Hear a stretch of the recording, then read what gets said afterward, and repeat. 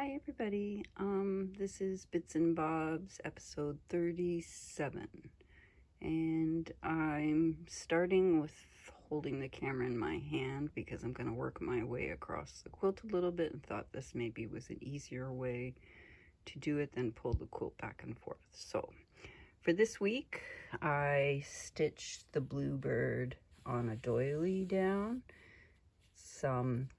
Basically this was a piece of fabric that I cut a circle out of around. I put batting behind, appliqued it to the doily, and then I put here, I'll get real close. I did a chain stitch around the edge as a frame in thin pearl cotton. Now when I put it down, I appliqued it again around the edge. I didn't repeat the embroidery, but then I just took some tack stitching around the edge of the doily to at first I wondered if I was going to leave it up and loose, but I decided it would potentially flop, so I flopped down, so I decided to meld it in with everything else. I'm pleased with that. Okay, over to the first thing. I'm pretty sure I didn't put this up on the design wall, but I put it on the back of my comfy chair and just was really curious where I might put my latest little mini pieces. So I'm pretty sure that's where I want my 4-patch. I haven't basted it down yet because, you know, I want to live with it for a bit, and I didn't get a chance to put it up on the design wall to live with a bit. I put my crazy quilt heart and some more hexy flowers in this area. I'll pull back so you can see. I still haven't done my button. The buttons on the corners. I still have to finish that. And then the other piece was, where'd it go? Oh yeah, my 4-patch heart. I still have to pull the quilt though.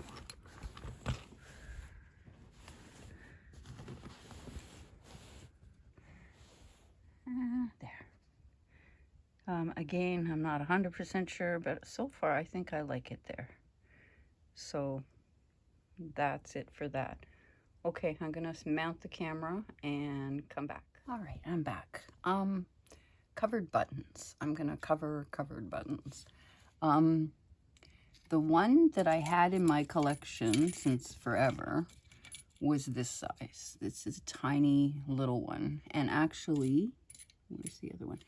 These are from I had a skirt, and I harvested a little bit of fabric from the big hem it had, and I made these tiny buttons to make matching buttons to a vest that I paired the skirt with, so that the vest had the same fabric buttons as the skirt. And funny thing with these button covers, for some reason I've lost pieces, like the backing of them, so I can't make as many as I have fronts, but I'm not sure why that is.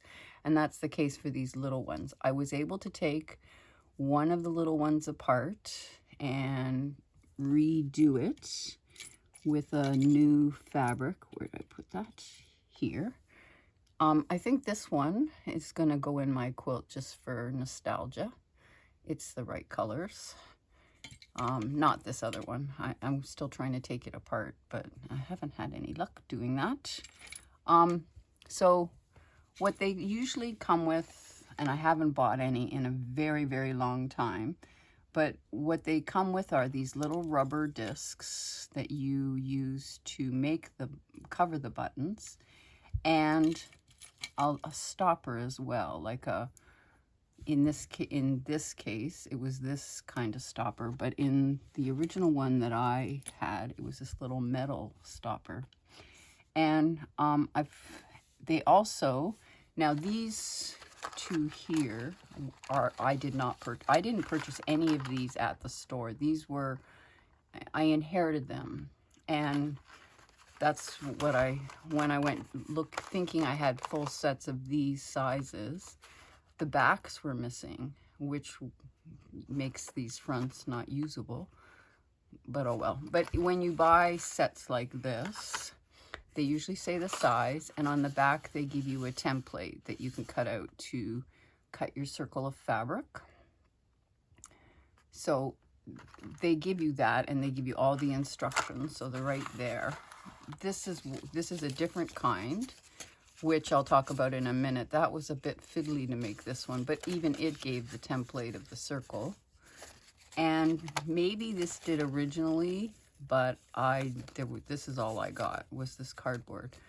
But I ended up being able to use the stomper from my little one and make this button. So I'll again go through that in a minute.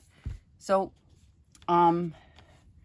once you have the button stomped and the back put on, you pop it out and you get a covered button. There. So that one's ready. Now here's the cardboard for this size. So I cut my fabric out of the cardboard cutout. You put it right sides down into the center of the little rubber stopper, and you do the button that is of its size. I think it's this one. Yes. Oh, maybe not. Maybe it's this one. Now, I shouldn't have put them all together in the same container, I guess. There's my silliness. I just thought I was being organized. Yeah, it probably is this one. Okay, so with the fabric right sides down over the rubber piece, you push in the front of the button. With the front of the button in this case has little hooks to catch the fabric, so that you don't want to get your finger caught in those. So what I also have found helpful, once you get it centered in the button there, to take the little stopper and just push it in like so. There. It's not quite centered. It's probably enough. So then you take a pokey tool of some sort. Oh wait, I used tweezers. And you push it around, pushing it into the teeth if you can. It doesn't have to be, but as much as you can towards the center, the nicer the button it's going to be in the end. So I just keep poking around till the fabric stays.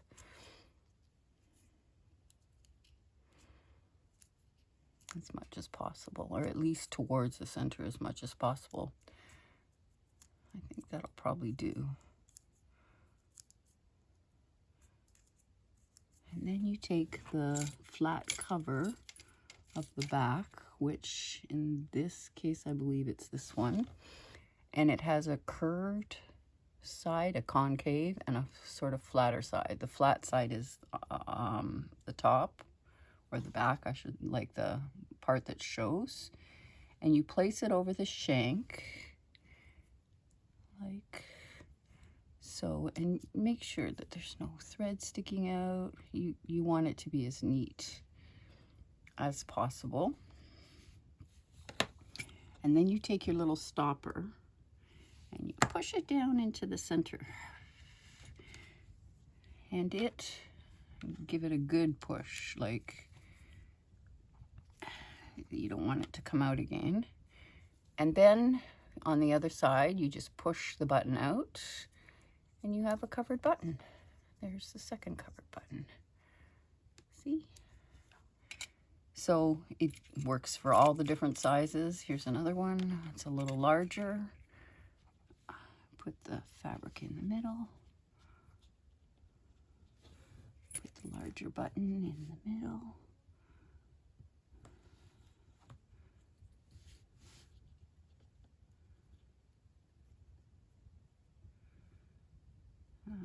Stopper. So there. no, I'm gonna have to pull that one out because you can see I've got way too much fabric here and not enough there.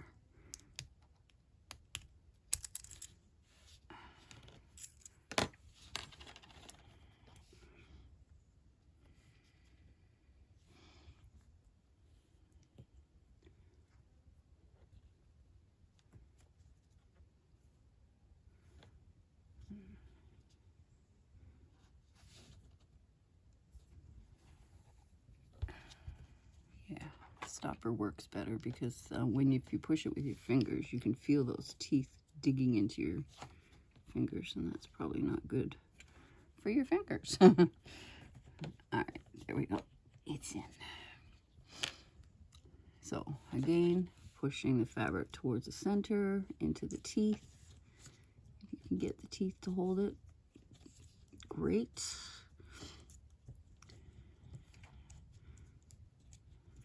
All into the center as much as possible.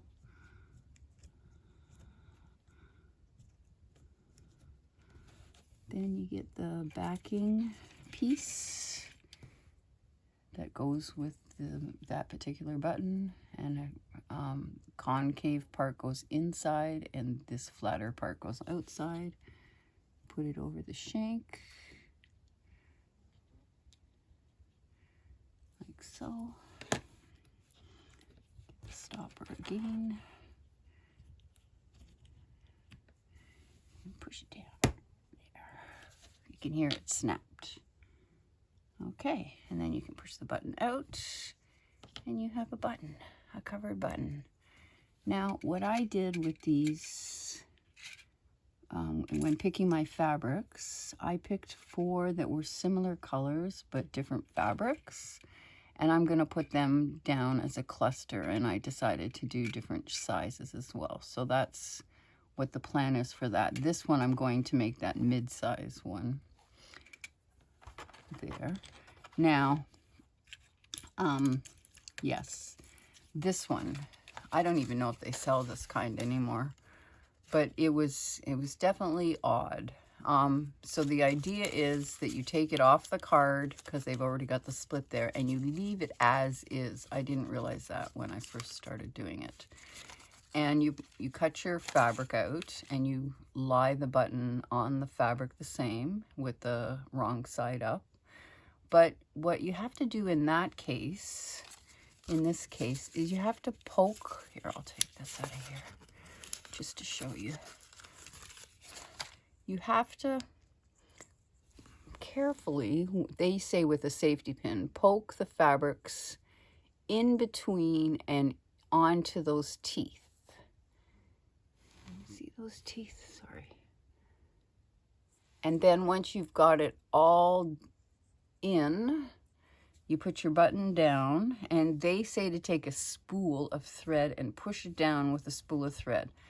Now, I used the large stomper that I had for the other, actually I used the mid-size stomper that I had for the other one. And what I found is it didn't give me enough of a, I was pushing too much on one side than the other, so it gave me this wonky connection. So I undid it a little bit again and actually took a spool of thread and pushed it down, and that did work better because it gave the whole thing one big flat surface to work with. And out of that button, that's why I made this one, which was fun. I'm looking forward to putting that on the quilt somewhere. And then the other little square one, I'll put that together later. The other little square one, I used that, where'd it go? I mentioned that I had that fabric. I was planning on using that fabric for it. So, and that's what I did. It didn't quite turn out as good as I had hoped or imagined, but it's okay too. It's cute. I'm gonna put it on point probably on the quilt. So I've got that done. And then I did also with this fabric, I did like a motif thing where the motif was in the middle, and that you have to be a little more careful about because this fabric can slide from side to side, so you don't always get that exactly where you want it. So yeah, so then just to show you, I haven't done it, but I'm assuming that if you wanted it padded, which would make it a bit trickier, you make your circle slightly bigger, and then you could put a tiny piece of batting behind it as well. I didn't do that to any of mine, but I think it's a possibility. So yeah, these are the fabrics that I made the buttons out of. And here's the set of 4 that I am gonna do a cluster of. Where's the 4th fabric? Huh. Oh well, it's somewhere gone. Oh well, the 4th one was this light plaid, this one here. So that's what I've made these buttons out of, and I still have a few fabrics here that I might still make more buttons. It depends, but I've got more choices too. I think I would like to do one of those scissors, so I think I'll leave that front and center. And that's it for that. So here's another example of, I've got button fronts but no button backs. I have no idea where the backs are for these. I've got like 3 here that have no backs, this larger one that has no back, and these 3 here that have no back. So I'm not really sure where they, like, this package was sealed. I opened it yesterday and it had no backs in it, so I don't know. Something's odd. Anyways, they're not really useful. I'll have to try and think of something else to do with them instead of make covered buttons. But that's okay. That's it for this covered button piece. And yeah, I don't think I'm making anything or working any further on the quilt for this week. I'll be putting this video together and uploading it. I hope you learned something about the covered buttons and what a fun way to play and make them exactly what you want.